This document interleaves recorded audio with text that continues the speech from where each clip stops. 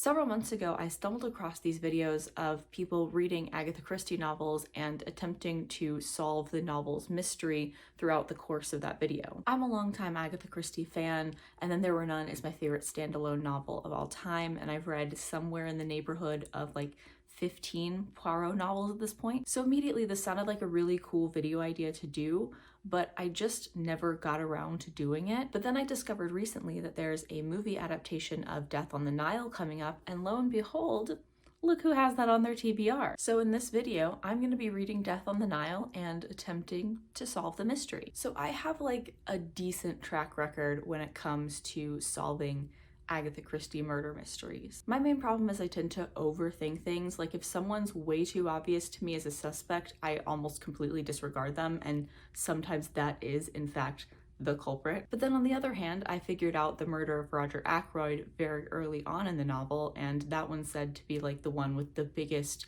surprising plot twist. So who knows where I'll land on this. That's enough for the intro.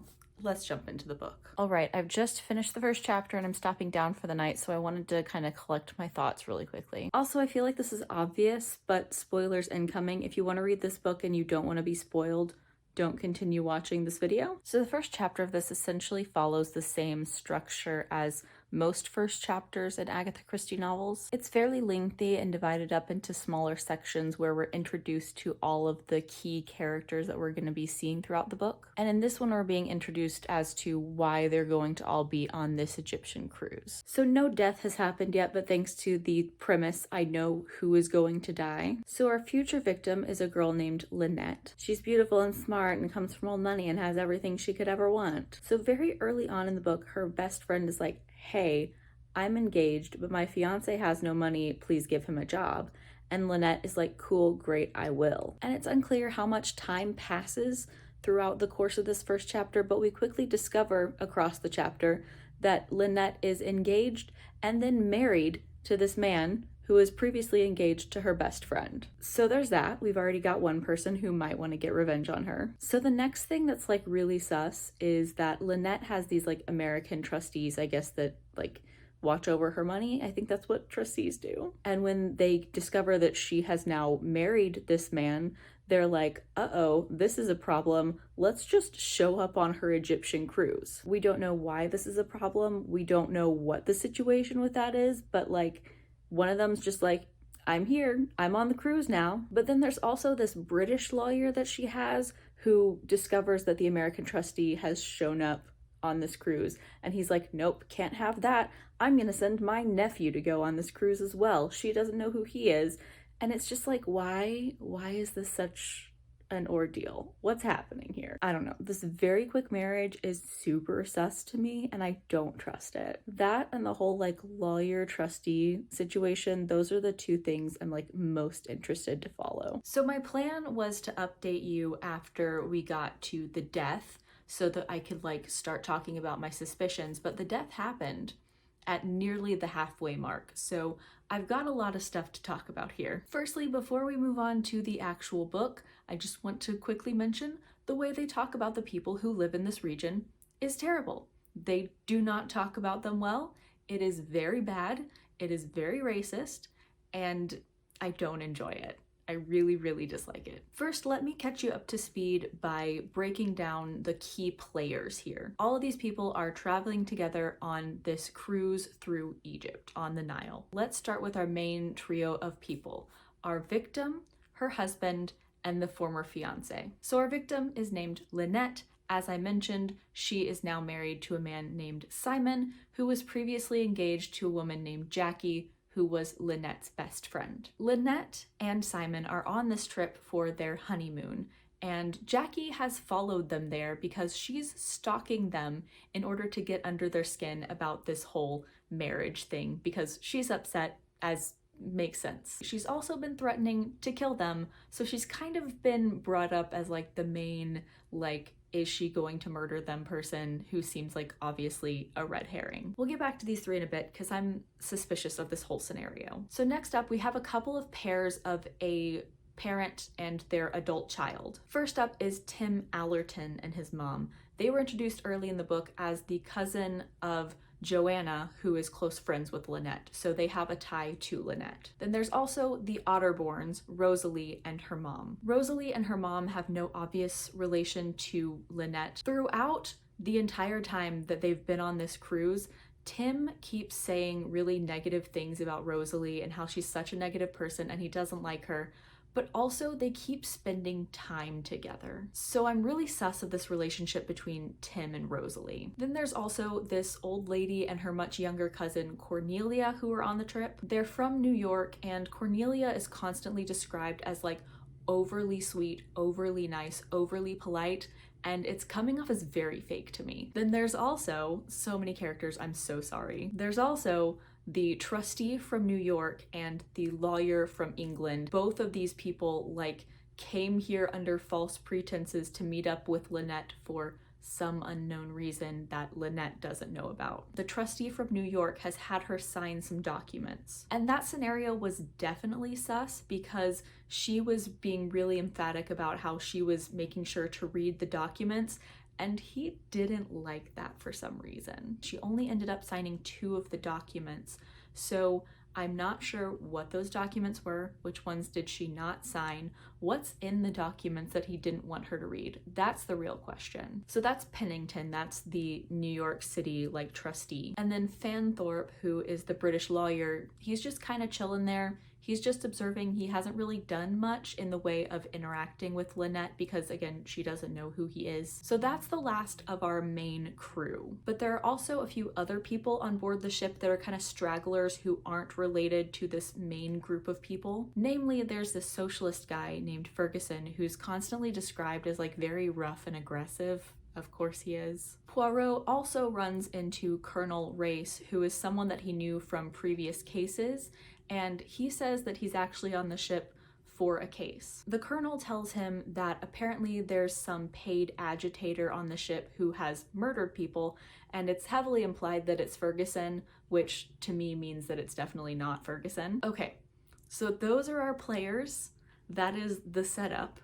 Now, what happened with the murder? So the first thing that happens is a bit past 11 at night, when most people are asleep, there's a confrontation between Simon and Jackie. The only people left with them are Fanthorpe, the lawyer, and Cornelia, the like overly nice girl. Jackie has been drinking and she tries to provoke Simon, and she has her gun with her, and when Simon tries to finally stop her and gets really upset, she shoots him in the leg. Chaos ensues. The gun gets kicked under a piece of furniture. Fanthorpe and Cornelia like get the doctor. They get another person to kind of like sedate the whole situation, check out Simon's leg. Once everything is kind of settled down, Jackie and Simon are both sedated. Simon goes to the doctor's room to stay the night because he's getting medical treatment.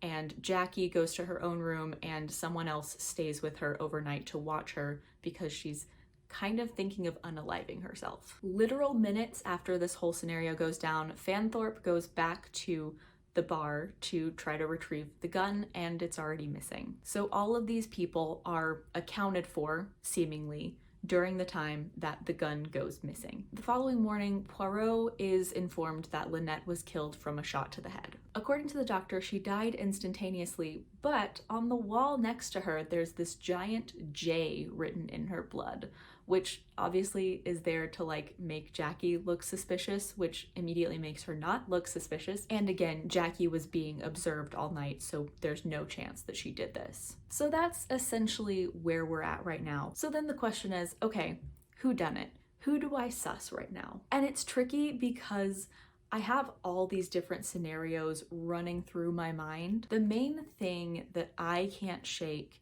is that the whole relationship between Simon and Lynette seems really sus. I mean, even in that update that I recorded after the first chapter, I thought that the relationship was weird. But now I'm actually much more sus of Jackie and Simon, like as a duo, as a couple. So one of the really suspicious things is that near the beginning of the book, Poirot is going around and trying to kind of get Jackie's, Simon's, and Lynette's telling of how this whole relationship breakdown happened. And in telling this event, both Simon and Jackie use this same analogy where like Lynette was the sun and Jackie was the moon, and the sun overpowered the moon and like dazzled Simon into falling in love with her. So like that was already a little odd, but then the whole scenario with Simon getting shot in the leg, like in hindsight, seems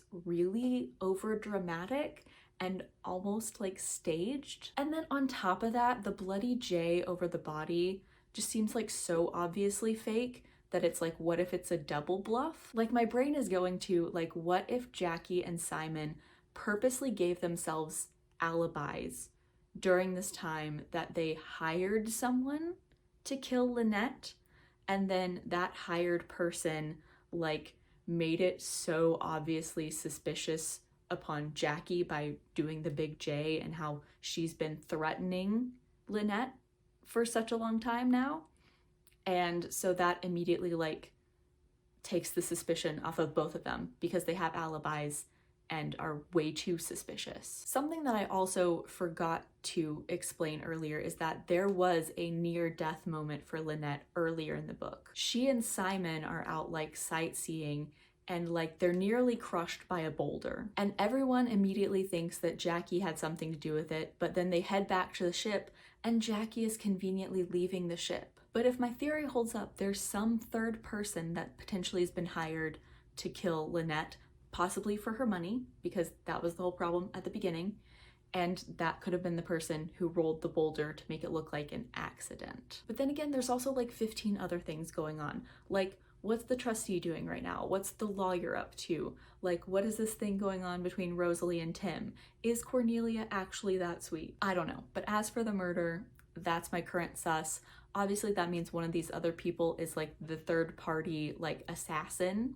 I don't know who that is yet. Last thing before I sign off for the night, twice now, Tim's mom has brought up this missing ruby ring. So in chapter 1 is when she first brings it up, and she tells Tim that her friend thinks it was stolen from her, and Tim's like, she probably just lost it, Mom. But then again, when she's talking to Poirot, she brings up the ring again. So part of me wonders, is that what Tim and Rosalie are doing? Are they like secretly jewel thieves? I don't know, but that sounds like a fun plot. So that's where we're at right now. We're getting into the section where Poirot is gonna start questioning everyone. That's it for this update. I can't wait to see how intelligent or stupid I was.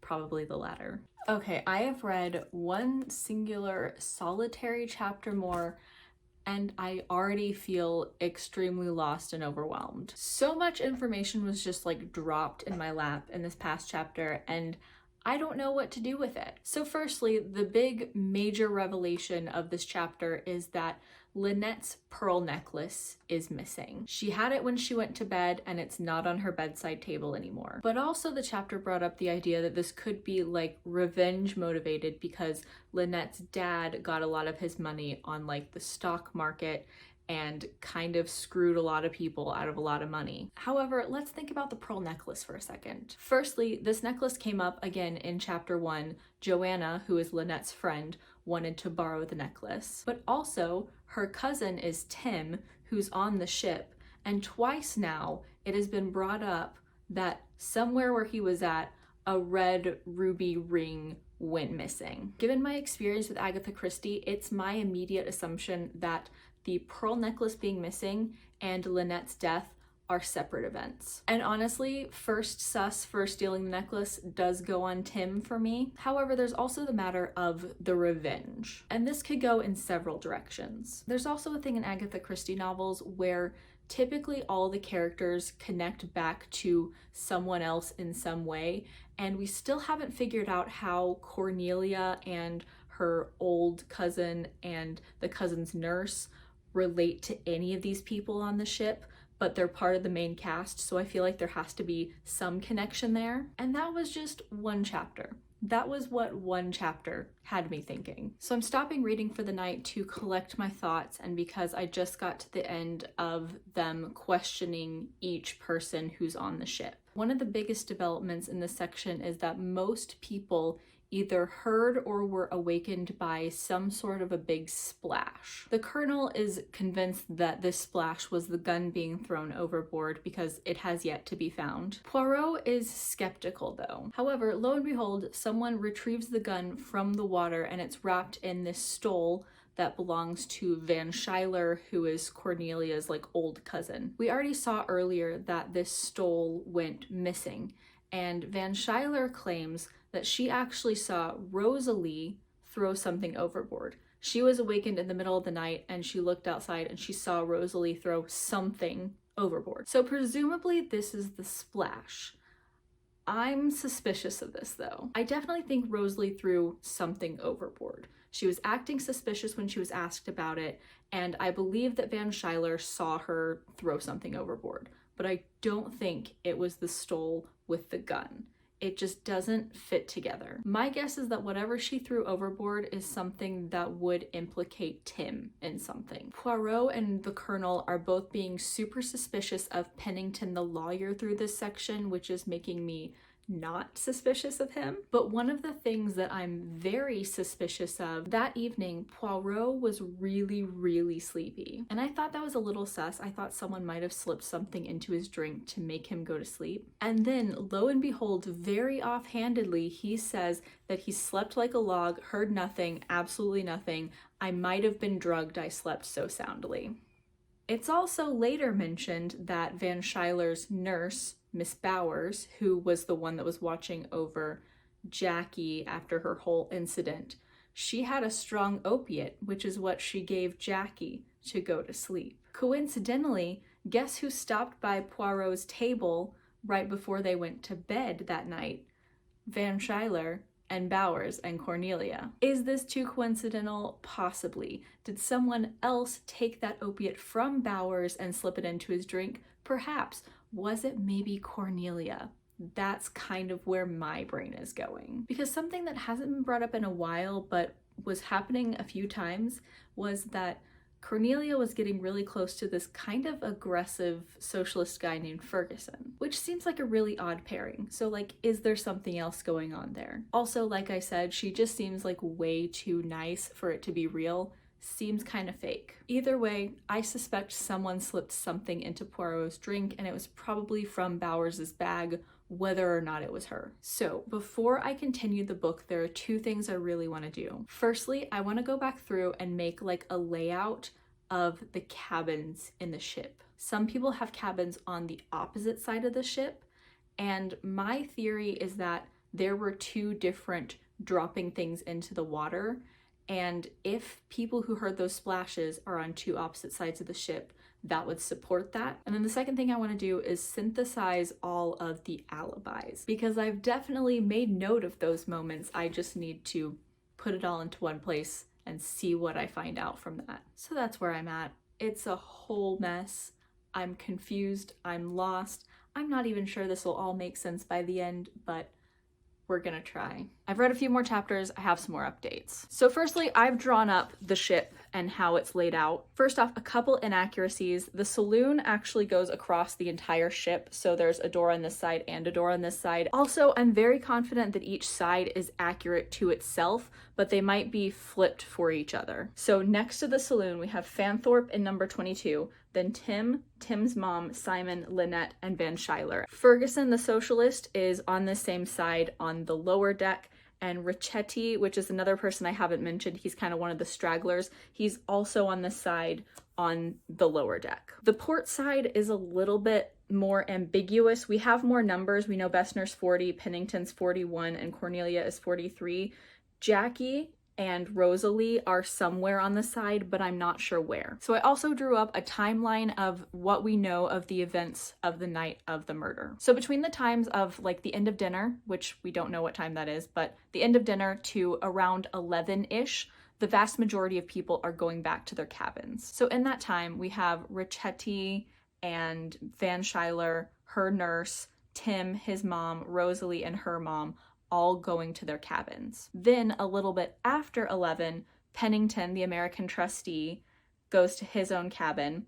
And then at 11:20 is when Lynette goes to her cabin. She's last seen at this time at 11:20 with her pearls by her maid Louise. Ferguson, the socialist, returns to his room sometime around midnight. Now this is when some of the events of the evening begin to get confused. So the big confrontation between Jackie and Simon in the saloon, the bar, happens at 12:20. Several people who have already gone to their cabin describe hearing this chaos. By around 12:30, this commotion has subsided and Simon has gone to stay with the doctor and Jackie has gone to stay with Bowers, the nurse. So this all happens within the span of like 10 minutes, all this chaos. During this time is also when the gun goes missing from the bar. Then after this chaos, around 12:30 is when Fanthorpe, the British lawyer, and Cornelia, the American girl, go to bed. So 12:30 is our hard and fast time when it seems like everyone is either in their own cabin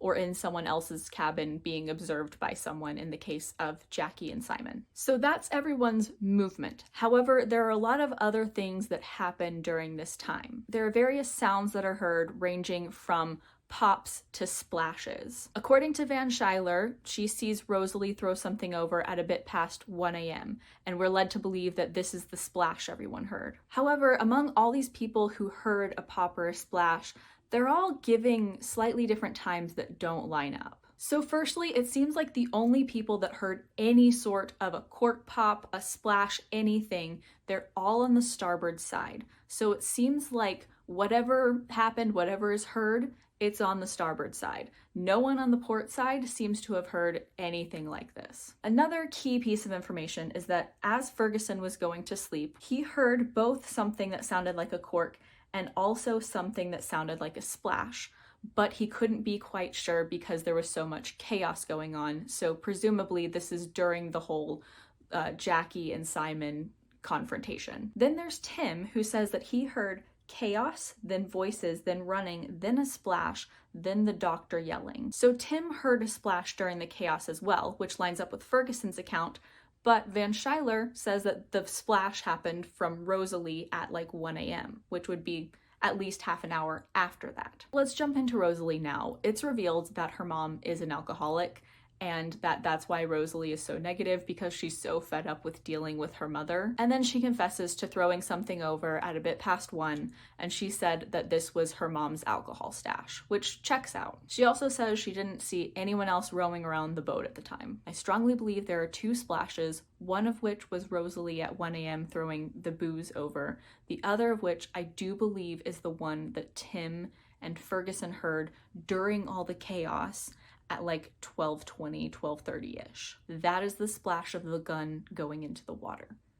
That, I strongly believe, is actually the time. I think those are the 2 actual splashes that were real and at that time. Let's talk about Van Schuyler. We discover that she is the one that stole the pearls. Miss Bowers comes to Poirot and the Colonel and she's like, look, this is why I'm looking over her. She is going kind of senile in her old age and she's become a kleptomaniac. She was just awake at 1 a.m. so that she could go next door and steal the pearls. However, at the very end of the chapter I just read, the big reveal is the pearls are fake. That's the last solid, concrete piece of evidence we have so far, which leads me into my current suspicions because I have a lot of them. There have been lots of subtle things hinted at that I'm very intrigued about. So since we're on the topic, let's start with the fake pearls. It's Tim. It's so obviously Tim. I'm just gonna lay it all out. Tim's a jewel thief. I cannot find a single other explanation for this other than Tim being a jewel thief, and I think Joanna, who was Lynette's friend from the very beginning that we haven't seen since chapter 1, Joanna's in on it. We get a mention in chapter 1 of Joanna really admiring these pearls, and we also are told that she has a habit of not paying for things. Then in this chapter that I just read, there was a 3rd mention of something going missing, some piece of jewelry, where Tim was. What other explanation is there? I don't know when, I don't know where, I don't know how. At some point, Joanna or Tim swapped out the real pearls with the fake ones. It's the 2 of them. It has to be. However, the much more telling thing that I am so intrigued by is something that Poirot does like really subtly. So Poirot is basically like, oh yeah, Joanna, Lynette's cousin, did they look much alike? And Tim immediately corrects him. He's like, oh no, Joanna was my cousin. She and Lynette didn't look anything alike. Joanna was your cousin? She was? Past tense? Did you kill her? This seems like one of those things that Poirot does where he purposely will word something in a certain way to lead someone to also say that in a certain way and like follow their lead. And I think Tim just walked right into it. Joanna's dead, man. Did he kill Joanna? That's my question. I don't know how she died, but I think she's dead. Also during this conversation, they're just giving me so much during this conversation.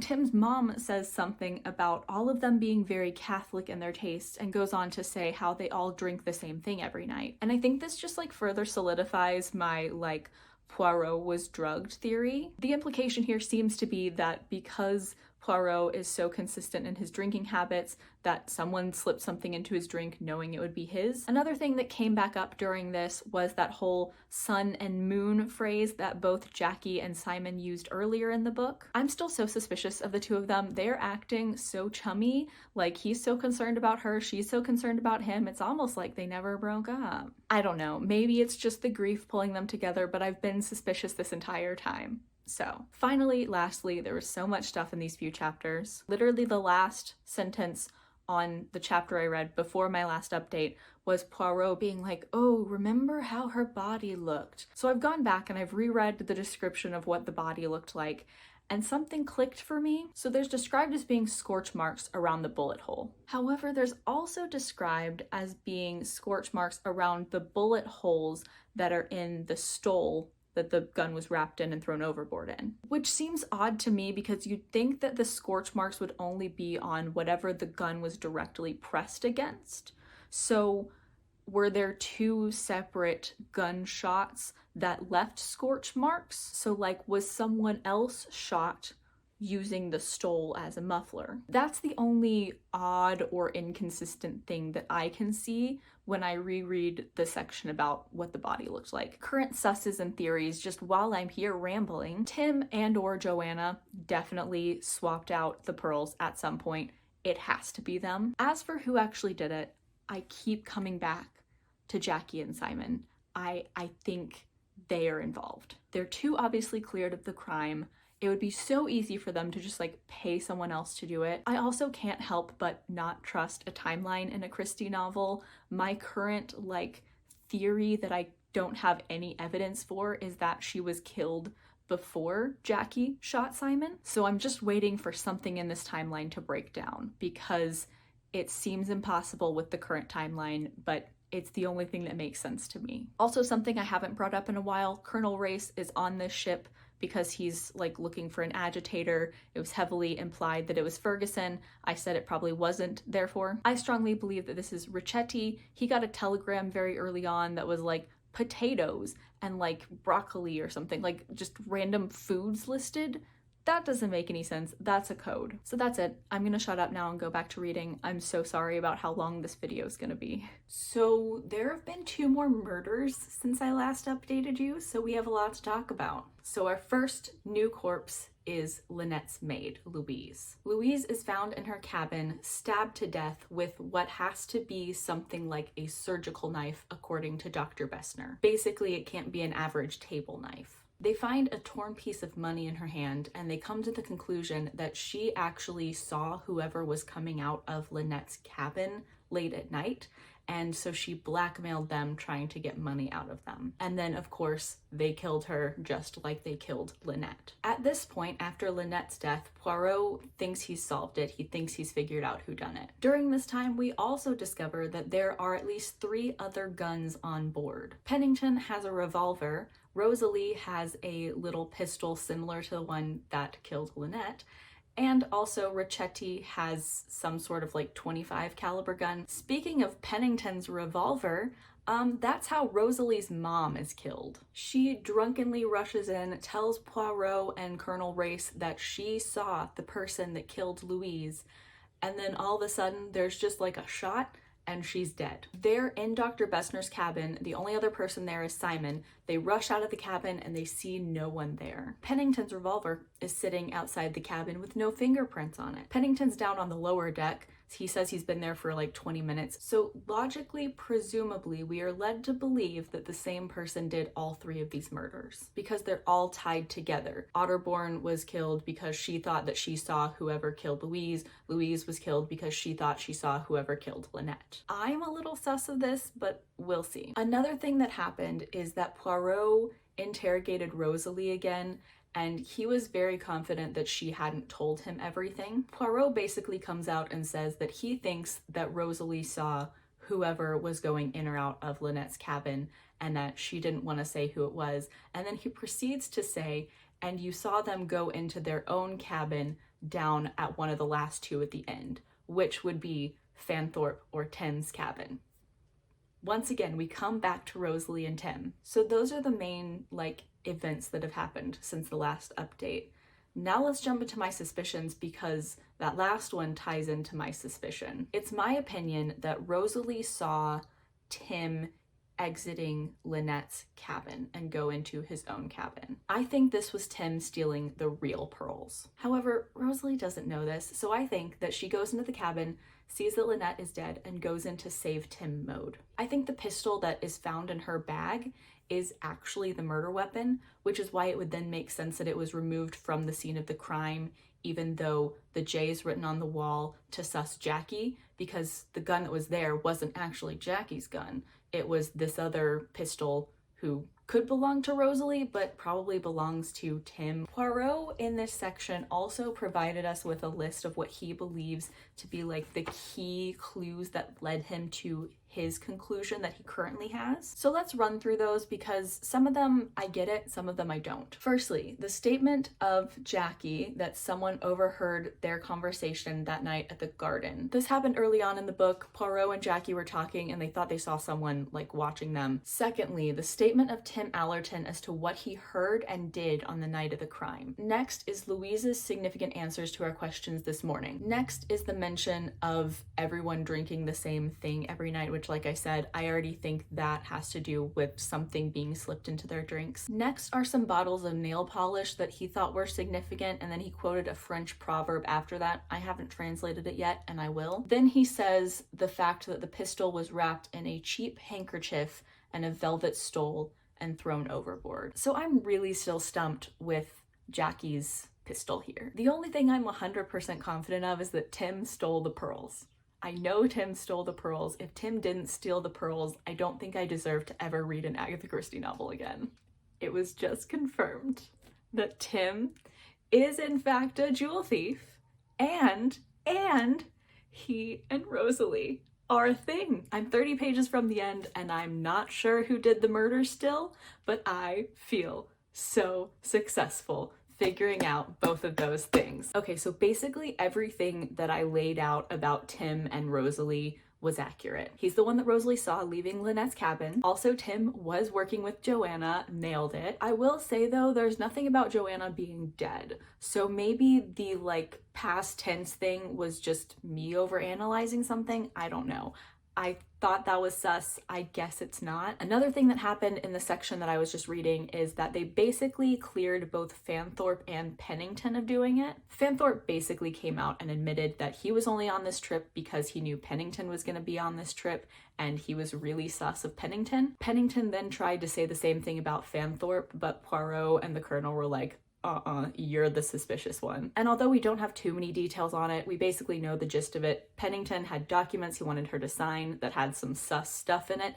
Fanthorpe stopped it from happening. We also did get confirmation that Pennington was the one who did the boulder. But after that point, Poirot is like, he's not the right type of person to do this crime. He does not have the right personality. I don't think it's him. So we know it's not Tim. We know it's not Tim's mom. It's not Rosalie. It's obviously not Rosalie's mom. She's dead. We also know it's not Pennington, and I'm personally going to rule out Fanthorpe, even though he's not explicitly ruled out, because he seems like he's there for good reasons. I would like to point out that I have not mentioned any of my favorite characters. It's Tim and Rosalie, so I'm very glad that they are cleared of this suspicion. I've enjoyed them throughout this entire book. Another thing that happened that I was catching on to was Ferguson just proposed to Cornelia out of nowhere. He's been pestering both her and Van Schuyler about it. Kind of funny. We also have discovered that he's a lord of something. He's very, very rich, and he just doesn't like being associated with that. And in that whole Cornelia proposal thing, we also learned that Cornelia's dad was screwed over by Ridgway. So like I said, I'm 30 pages from the end, so I think we're coming up upon the point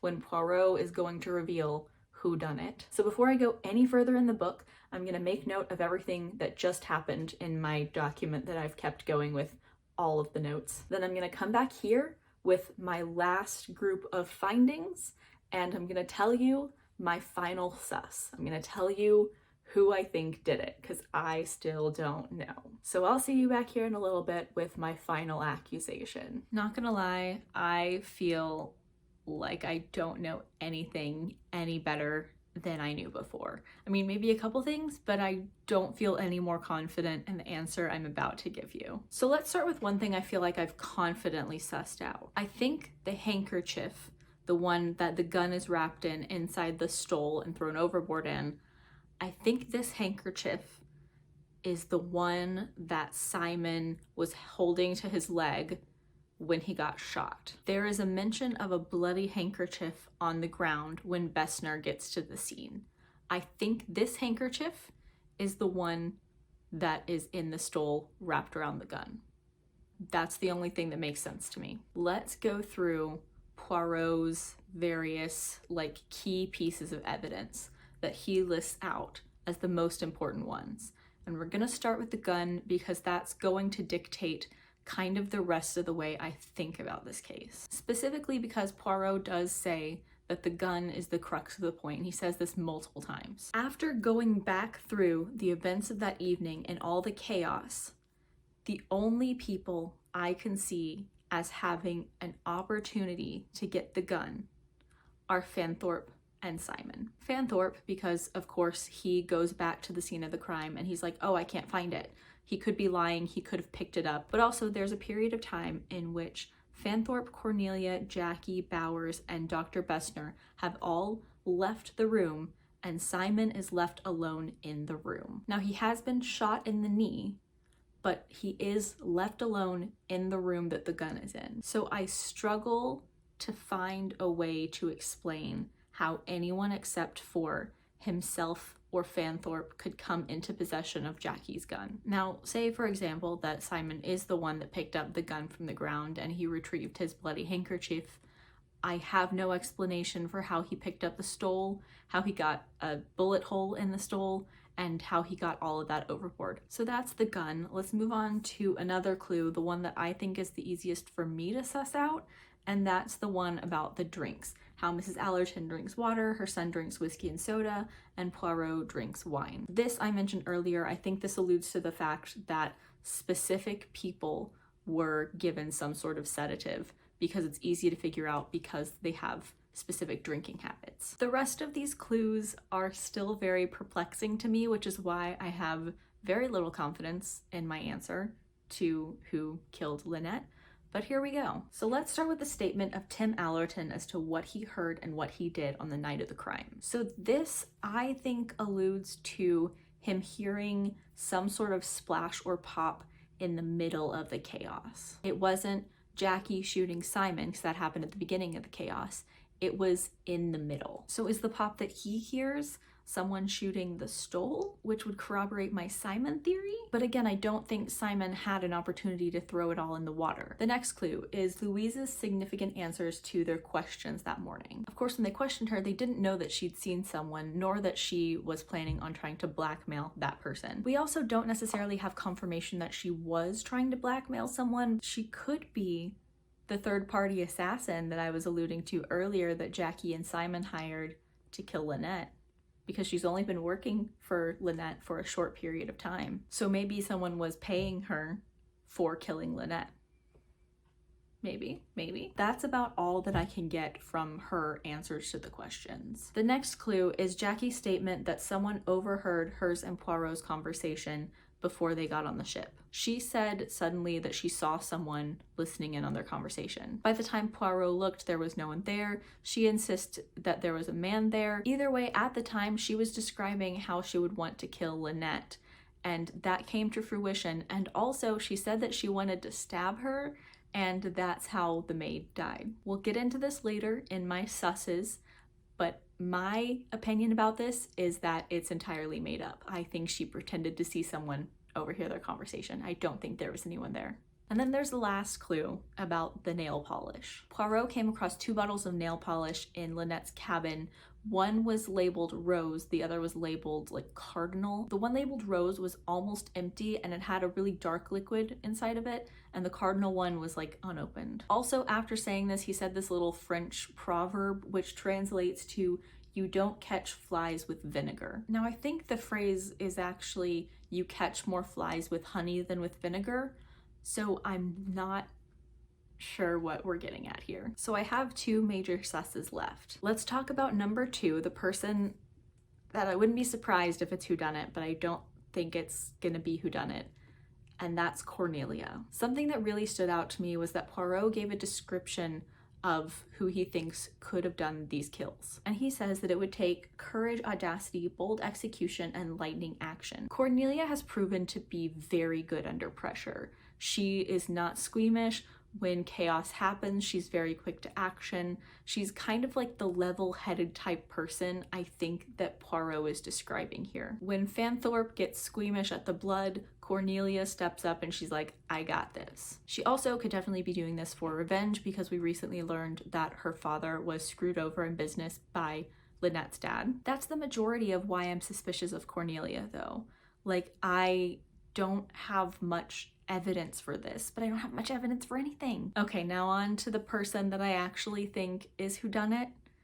And this shouldn't come as much of a shock, but I just cannot get my brain away from Simon and Jackie doing this as a couple. There are too many things that come back to Simon especially for me to be able to overlook it. The fact that he is the main person that had access to grabbing the gun after Jackie dropped it. The fact that I think Jackie's making up this whole story about seeing someone. The fact that the whole scene between them in the bar seemed so staged to give them alibis. So, my sus is that Simon and Jackie are in on it together. My official guess is Jackie and Simon. Let's finish this book. We're close enough to the end that I'm gonna go ahead and record my reaction to the rest of this while listening to the audiobook. That's why I have earbuds in. I like to listen and read at the same time. Let's jump into it. It is Ricchetti. Ricchetti's the guy that Colonel Race is here for. That's another one I've gotten right. Maybe we're just gonna hit all of them. Okay, first of all, he just said his bottle of wine was drugged. Yes, nailed it. Secondly, he just said that this crime was very carefully planned and accurately timed.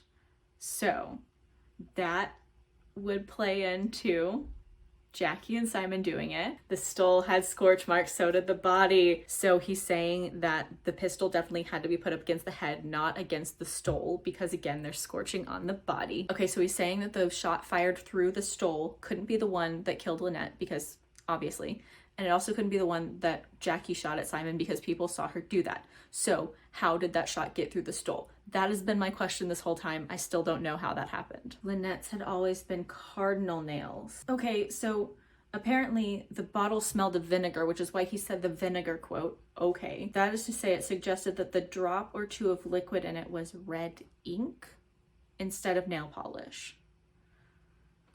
What does that mean? So he's pointing out that Louise, when she was talking about the murder, she was trying to hint without saying who it was because that person was there at the time she said that. And the only other people present were Simon and Dr. Bessner. So we still could be on the right track. Is it Simon? Is it Simon? I think it's Simon. Yes, Simon was alone in the saloon. So he's saying Simon picked up the pistol and then ran. That ties in with what Tim was saying. He's saying this is when he shoots her, grabs the stole, actually shoots himself. Okay. Am I wrong in thinking Jackie's in on this? I've always assumed Jackie was in on this because of the shot, but maybe Jackie wasn't in on this? It was not chance that she kicked it under okay, it was both of them. It was both of them. They gave each other their alibis. Okay, I have to pause at this point because I nailed it from the very beginning. I didn't know when she was murdered, but I got it. Oh, I figured it out. I knew it was both of them. And they've had it sussed from the very beginning. Oh, I feel so good about this. I have never solved a Poirot mystery this exactly. I am so proud of myself. I'm so excited. Okay, let me finish the book. Jackie was pretending someone overheard. Yes.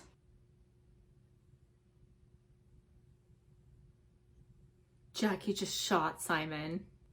She just killed Simon. Wow, what a ride from beginning to end, even the very last second with Jackie killing Simon as they're all taken off the ship. Okay, I'm not sure how coherent my thoughts were as I was recording while reading, but let me summarize. TLDR, I was right. Jackie and Simon plotted to murder Lynette. Somehow I managed to nail it, even though I couldn't figure out how everything fit together. I still got there, and I got there very early. The thing I was struggling to piece together, and the reason I couldn't quite nail down everything, was the timeline of events surrounding the whole Jackie-Simon confrontation. I was working under the assumption that he actually was injured or he actually wasn't injured, not the assumption that she purposely missed her first shot, he pretended to be injured, and then actually shot himself later. That is what I was not prepared for, and that's how the bullet hole got in the stole. I also wasn't able to piece together that that was when he murdered Lynette. I think I did mention earlier though that I thought that extra pop might have been him shooting the stole, but I didn't understand why he would just randomly shoot the stole. Now it makes more sense. But I digress. This is cause for celebration. I really got everyone. I got Allerton the jewel thief. I got Ricchetti, the agitator, and I got both Jackie and Simon as the murderers. I will also say, honestly, probably one of the best Agatha Christie books I've read. It might be because I analyzed it so closely and I took so many notes, but I thoroughly enjoyed this. I thought it was one of her better crafted mysteries. I thought it was very intricate, very twisty, but also, hey, it's solvable. It might also honestly be my favorite Poirot that I've read. Obviously, And Then There Were None is my favorite of her books, but this was really good. All that said, this video is probably super long. It is time for me to shut up. First of all, thank you for making it this far in the video. Thank you for watching the whole thing. I'm sure it was massive. Secondly, if you enjoyed this, let me know. Maybe I'll do another one. There are definitely several Poirot mysteries that I have left to read. I've only read somewhere between 10 and 15 of them. So there's plenty more of them that I could read and solve in a video. If you want to see that, let me know. As always, all my social media links are down in the description. I'm most active on Twitter and Goodreads. Please add me as a friend on Goodreads. I would love to be friends with all of you on there. Like, comment, subscribe, all that jazz. Thank you so much for watching. Bye!